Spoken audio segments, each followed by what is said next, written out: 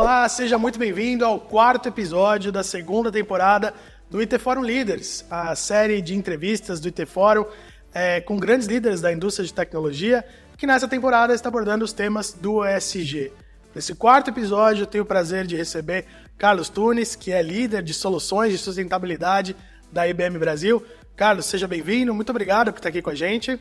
Obrigado, Rafael, pelo convite. Estou aqui à sua disposição e de todos para a gente poder contribuir.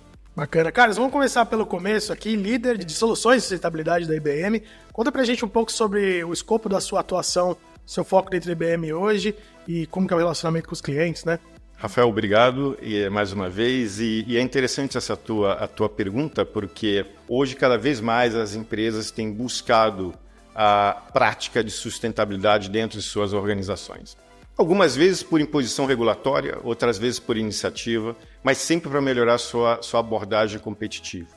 E normalmente as empresas buscam isso de duas grandes maneiras. Primeiro, tentando, através de consultorias e contratando consultorias, para traçar o que a gente chama de uma jornada de ESG. E aí eu só queria grifar jornada, né? Que não é um projeto, que aí a gente pode discutir até daqui a pouco um pouco essa diferença e o impacto. E outra grande parte onde a gente atua são as tecnologias disponíveis hoje para você estabelecer governança, rastreabilidade na mensuração e na geração dos relatórios para atender às normativas locais, de entidades reguladoras nacionais e globais. Então a gente atua muito com essas empresas que traçam essas jornadas ESG para ajudar nossos clientes com tecnologia para fazer de fato gestão de sustentabilidade, gestão de ESG.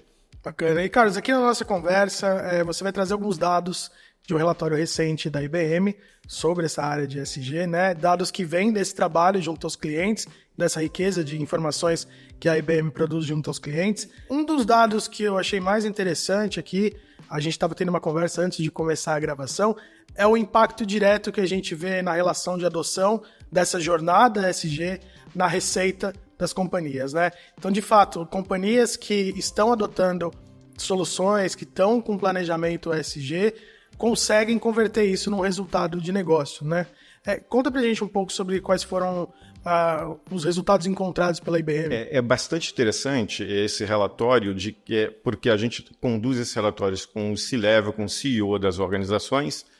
O penúltimo relatório foi há 2 anos, o último foi agora. Uma questão que eu acho que é importante a gente pontuar, que quando a gente faz uma análise dos principais indicadores em uma análise global versus uma análise Brasil, você não tem muita diferença. Isso eu acho que é uma boa notícia de que o nível dos CEOs brasileiros estão muito em linha do que é uma visão global. Eu acho que isso é uma boa notícia. Especificamente em cima da receita. As empresas hoje que já têm sustentabilidade de forma realmente incorporada na organização, e eu falo incorporada na organização porque, entre aspas, porque muitas acham que tem e de fato ainda não tem, mas quem tem de fato incorporada, eles conseguiram, e a gente conseguiu medir, um aumento de 16 pontos percentuais de crescimento de receita versus as que não têm. Então isso começa a ser de fato um impacto bastante interessante, Rafael. E é interessante também se a gente compara o relatório anterior com esse mais atual. O relatório anterior ele falava mais ou menos assim, 95% das organizações têm algum tipo de iniciativa ESG. E é normal, a gente escuta isso nas organizações. Só que só 45%, 47% dessas organizações conseguiu apurar algum tipo de ganho. E só 10% resumidamente falava, isso está gerando impacto no meu resultado. Seja melhoria de margem, seja impacto em melhoria de receita, seja em captação melhor de financiamento externo, ou seja, melhorando a operação da organização.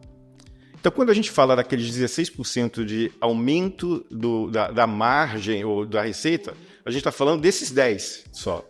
A boa notícia é que, comparado a 2 anos atrás com agora, é que esses 10% cresceu 3 vezes, virou 30%. Então essa é a boa notícia. Mas também é a má notícia, né? Só viraram 30%. Ou seja, tem quase 70% de organizações que têm algum tipo de investimento em itens de sustentabilidade de ESG que não estão conseguindo traduzir esse esforço, esse investimento, em de fato isso está impregnado na organização, enraizado na organização e trazendo benefícios operacionais para as empresas. Certo. E essa virada, esse acréscimo de receita para essas companhias que têm sucesso no processo, ele é uma condição para a continuidade desses projetos, ou o contrário? A continuidade dos projetos é que leva ao resultado positivo. Você colocou bem a questão da continuidade dos projetos. Aí, se me permitir fazer uma explanação isso. Claro. O próprio relatório ele mostra como é que você avança no nível de maturidade dos chamados projetos de ESG. Aliás, se a gente tem uma empresa que está falando, estou com um projeto de ESG, a gente já tem um sinal de alerta. Lembra da jornada que a gente comentou lá no início?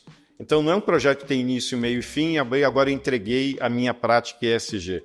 Então, as empresas muitas vezes começam por imposição para atender uma questão de compliance, um item regulatório, seja ele nacional ou não. Uma empresa que, por exemplo, exporta para um mercado regulado, ele tem que atender esse mercado regulado, senão ele simplesmente está fora do business. E aí, novamente, fora do business significa impacto na operação, na receita, etc. Esse é o primeiro layer, quem está ainda de forma modesta, eu diria até mais reativa. O segundo nível é quem tem um projeto de ESG. Certo. Que aí ele fala assim, ok, eu vou envolver a área de relação com investidores, a área de sustentabilidade, criei um projeto e tem isso aqui está centrado em alguns departamentos da minha organização. E quem de fato está conseguindo apurar resultados é quando a prática de ESG, de sustentabilidade, ela está pervasiva na organização. Que não é só a área de sustentabilidade que é responsável, mas todos os departamentos. A área de compras, a área de produção, a área de tecnologia, todas as áreas têm claramente qual é a sua necessidade de contribuição, eles conseguem visualizar no seu departamento os seus KPIs para ele conseguir tomar decisões que influenciem esses KPIs e, consequentemente, contribuir com toda a organização. Certo. Então, a gente consegue falar aí numa empresa que conseguiu chegar numa cultura de ESG que está transpassando todas as organizações dentro da companhia. Né? Exato, Rafael. E aí é o que a gente chama que, de fato, a empresa chegou em um nível de governança. Certo. Okay? Da mesma forma que hoje as empresas buscam uma governança de compliance, risco operacional, risco financeiro, hoje se fala muito do como é que eu tenho um nível de governança de ESG. Como é que eu consigo levar transparência nas minhas ações de ESG de forma crível e auditável. Para muitas empresas aí que temem o chamado greenwash, né? Que você publica relatórios que não são comprováveis depois. E esse nível de governança é onde a gente atua diretamente com a tecnologia da IBM, que foi a sua pergunta inicial. Fala assim, onde a gente atua? Levando para essas organizações um nível de governança de ESG, onde eu consigo coletar dados de consumo de energia elétrica, mais de 800 tipos diferentes de informações, converter isso em pegada de carbono para que eu consiga, de forma crível, rastreável e auditável, publicar os relatórios, GRI, TCFD, ou que atendam uma necessidade local. Eu quero voltar no tema da governança e explorar um pouco mais, mas ainda nesses 3 níveis de maturidade que você descreveu, né?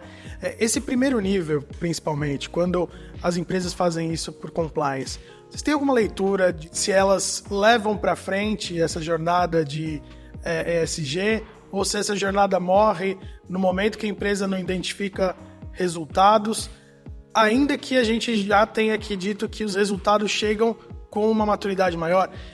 Não sei se ficou claro, mas eu queria entender se as empresas tendem a avançar ou tendem a se frustrar e não seguir em frente, né?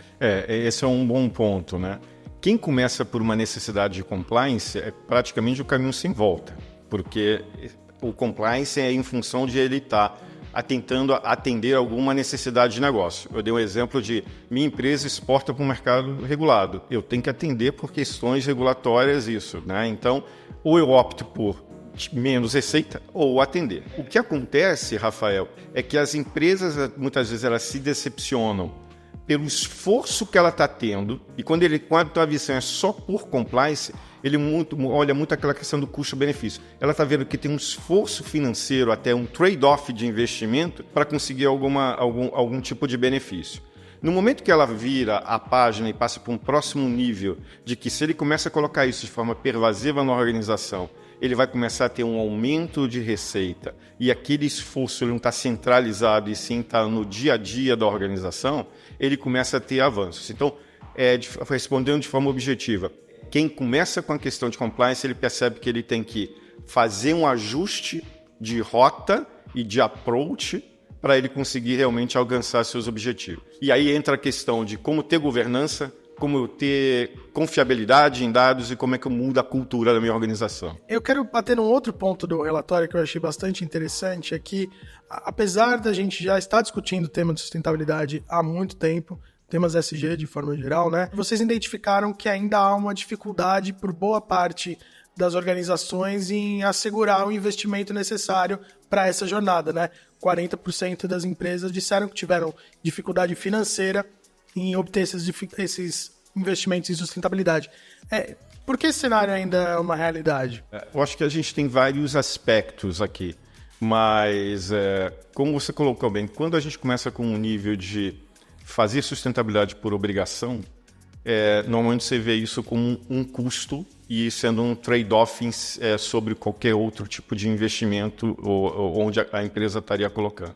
Quando eu falo de forma mais abrangente, se percebe de que eu vou estar usando, aplicando um investimento em termos de sustentabilidade, onde ele de fato vai estar alavancando a minha corporação.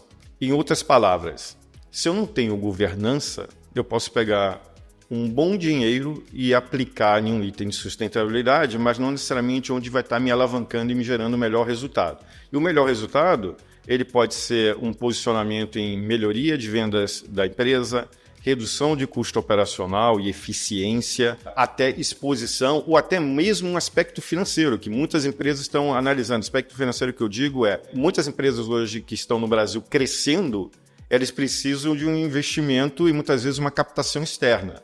O spread financeiro hoje, rotulado com iniciativas de ESG, é bastante interessante. Só que você, essa empresa que toma esse spread com esse benefício financeiro, ele tem que comprovar as ações de ESG. Então, eu acho que o que acontece é que você acaba com a melhoria do nível de maturidade, melhora essa percepção que eu estou colocando só um custo versus o investimento. Esse é o primeiro ponto. Um segundo ponto que a gente percebeu no estudo também, que as empresas que associam ou tomam vantagem de investimentos em sustentabilidade associados com transformação digital e inovação têm um ganho fantástico. Porque aí deixa de ser, entre aspas, um investimento só em sustentabilidade, mas eu estou associando a um processo de transformação digital da organização, que todas têm, pelos mesmos objetivos. Melhoria de receita, eficiência operacional e também por questões de inovação. Então, não é incomum você ter, além da questão de governança, e a gente faz isso, além dessa questão de governança, conectar com várias iniciativas de startups, com inovação, com inteligência artificial também impregnada na solução, que levam essa transformação digital dentro da organização. Bacana. E ainda no tema da tecnologia, aproveitando que você entrou nessa discussão, antes aqui da nossa conversa também, a gente estava abordando sobre o impacto da inteligência artificial na questão de governança de dados para o ESG, né? Vocês têm alguma leitura sobre isso? Como está evoluindo o uso de inteligência artificial como habilitador de ESG nas empresas? Esse é bastante interessante. A pesquisa ela aborda isso. E se você me permitir, Rafael, dando um passo só aqui atrás, um dos índices, um dos modelos, um dos dados que a pesquisa aponta é quais são as principais barreiras, quais são as principais dificuldades. Uma delas é relacionada a dado.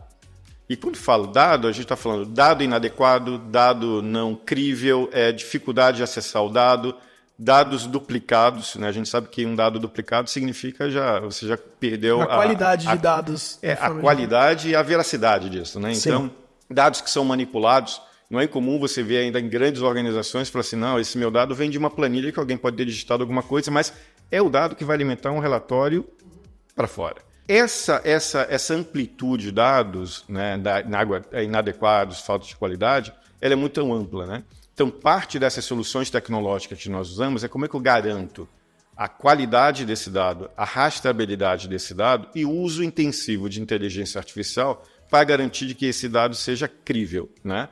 E aí eu poderia até te dar um exemplo aqui do que eu acabei de falar, de transformação digital e inovação. Eu posso estar falando de uma empresa que alguém fala o seguinte, o consumo de energia elétrica da infraestrutura do local que a gente está, é o Rafael que vai digitar isso em uma planilha. Ok? Quanto confiável é isso? Eu confio totalmente no Rafael, mas o Rafael pode estar errando. Eu posso estar trabalhando de outra forma. Falar assim, não precisa se preocupar, Rafael, me manda a conta de energia elétrica da distribuidora que você recebe eletronicamente, que eu vou ler e interpretar esse dado não estruturado, entender quanto foi de fato o consumo de energia elétrica, se isso veio de uma fonte renovável ou não, e eu vou fazer um cálculo usando inteligência artificial e distribuir isso dentro da minha plataforma de gestão de forma crível, rastreável e sem nenhuma interpretação diferente. Tá, okay? Esse é um exemplo que eu alinhei sustentabilidade, transformação digital com inovação. Uhum. É esse o ganho que essas empresas estão falando. Ele fala assim, sustentabilidade não é mais um custo. Eu impregnei e estou trazendo benefício em toda a cadeia da minha corporação. Carlos, acho que já encaminhando aqui para o final do nosso papo, a gente abordou vários temas diferentes em relação à adoção de tecnologia para ESG, o uso de dados. Queria falar um pouquinho do momento atual e como vocês enxergam o futuro dessa tendência, né? No final do ano passado, a CVM regulou alguns pontos que têm que ser discricionados em relatórios de empresas de capital aberto sobre a ESG. Então, esse tema já se tornou uma realidade para as empresas que têm que comprovar esse tipo de ação nos seus relatórios. Como vocês estão fazendo essa leitura do momento atual e como ela deve evoluir e como a tecnologia entra nessa lógica? Rafael, a gente está vendo de forma extremamente otimista, tá, ok? Porque eu acho que isso foi um avanço do Brasil.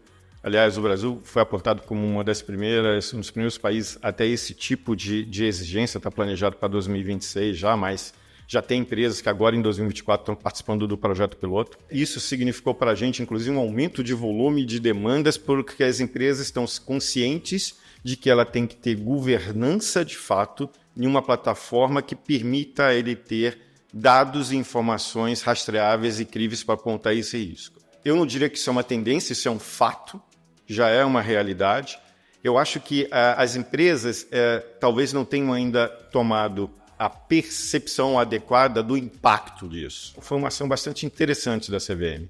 No momento que ela aponta para essa exigência para as empresas que estão no mercado aberto, né, na Bolsa, isso é uma exigência direta para elas. Mas vamos lembrar uma coisa fundamental. As empresas que não estão hoje listadas, elas certamente são o escopo 3 das empresas que estão listadas. Então, a gente também está tendo uma demanda bastante interessante das empresas não listadas, porque elas querem se preparar em ter governança, porque ela, para estar competindo e continuar sendo um play para as empresas listadas, ela vai ter que atender critérios de governança, porque senão ela vai estar fora do mercado. Ela não vai estar habilitada a ser um fornecedor, como escopo 3, das que estão listadas. Então, eu acho que a ação bastante inteligente aí foi você fazer uma mexida nas empresas listadas que vai ter uma consequência na cauda longa das outras empresas não listadas, por consequência extremamente positiva. Então, isso significa que o mercado brasileiro vai mudar, vai adotar mais práticas de governança e, consequentemente, ações mais sustentáveis. E vai ser bom para todo mundo, para a economia, para o cidadão, para a sociedade como um todo. Sem dúvida. Escopo 3, que era justamente a área mais difícil de empresas garantirem as suas ações de sustentabilidade, né? Chegar na ponta ali do seu ecossistema. Exato. Né? Então, no momento que as empresas listadas elas têm o escopo 3, essas empresas também se preparam, você vai acabar criando um ecossistema de informações de governança bastante apurado. Embora hoje, né, a gente já tem mecanismos de IA dentro das soluções IBM que eu posso, baseado no que o volume de compras de produtos e serviços, apontar com confiabilidade informações independente de eu consultar uma empresa do escopo 3. Mas observe, no momento que uma grande empresa que está listada fala, agora no meu processo, como isso está impregnado, eu preciso exigir do meu fornecedor algumas exigências em termos de sustentabilidade, essa cauda longa, que é o meu escopo, também vai estar se preparando. As empresas estão chegando a essa conclusão, né? ESG, ou sustentabilidade, é bom, mas também é um bom negócio. Tá ok? Com certeza, Carlos. E eu conversei com o Carlos Torres, que é líder de soluções de sustentabilidade da IBM Brasil. Carlos, muito obrigado por estar aqui com a gente no IT Fórum Líderes. Obrigado a vocês e contem conosco. Joia. E o quarto e último episódio da segunda temporada do IT Fórum Líderes vai ficando por aqui. Até a próxima.